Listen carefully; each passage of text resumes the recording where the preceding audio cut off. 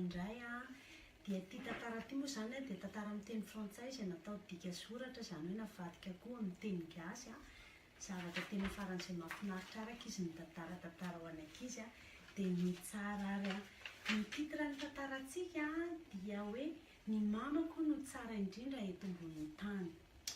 Nisy ondra ankizy vavikely iray finaritra lalandava, velona fiaina ary liana amin'ny zavatra maro. Ny anarany dia antsoina hoe Papozy. Ny indro kely dia ity, efatry ny ela izy no te hanaraka ny mamany teny an-tsena ary neniny dia tsy nanaiky izany.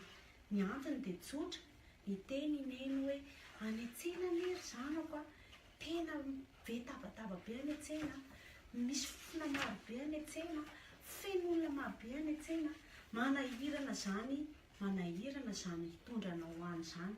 Dia ozy izy tamin'iny, neny mba hoeto any raha mba hoentinao miaraka aminao any sao dia mba mahita zany zavatra rehetrarehetra tantarain'ny namako hoe misy voninkazo be da be hony any misy vorona be da be hony any misy ankizy be da be hony any mba hoety moa zary neny. Dia nandeha ny fotoana ary dia tonga ny fotoana dia ozy izy neny hoe zaho ary hoetiko manaraka ianao androany dia faly ery ka la Papozy zany nanaraka ny neny.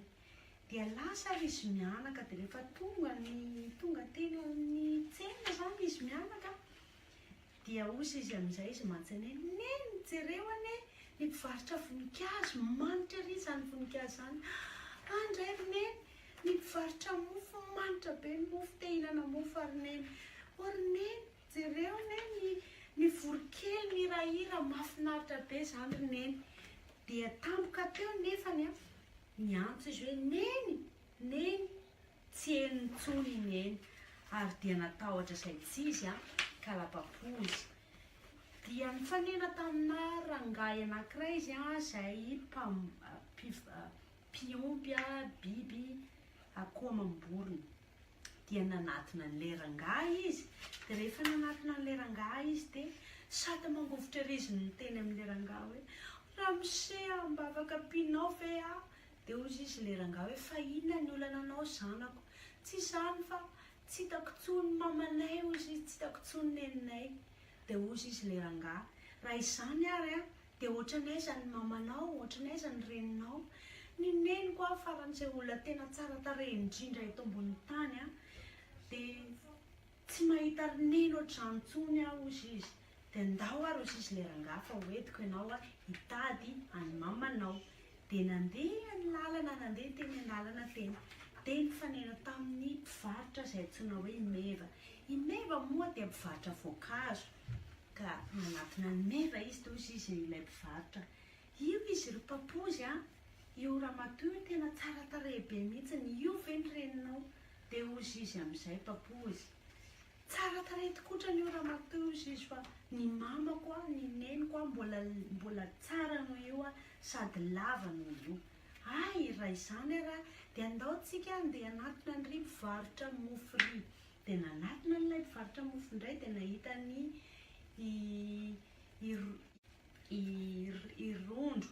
Dia rehefa nahita ny rondro dia ozy izy io mpivarotra mofo io sady tsara tarehany no mihaja be. Dia ozy izy indray Papozy tena tsara tarehy izy sady mihaja be fa saingy izao ny mamako dia mbola tsara lavitra noho io sady mahay mihaingo be koa ohatran'io.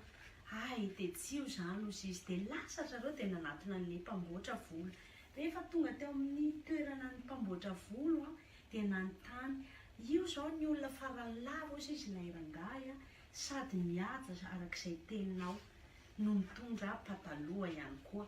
Dia ozy izy tena tsara mihitsy io fa tsy io ny mamako dia teo ilay olona rehetrarehetra somary nangenahena na ny mpivarotra mofo na ny mpivarotra voninkazo na ny mpanapaka volo tampoka teo anefa dia niampita ny tsena izy dia hitany tampoka ny mamany dia niazakazaka izy dia tonga dia nandeha ny atsapo teny amin'ny sandrin'ny mamany izy no niteny iny mamako iny tsara manao akanjo misy sary voninkazo iny a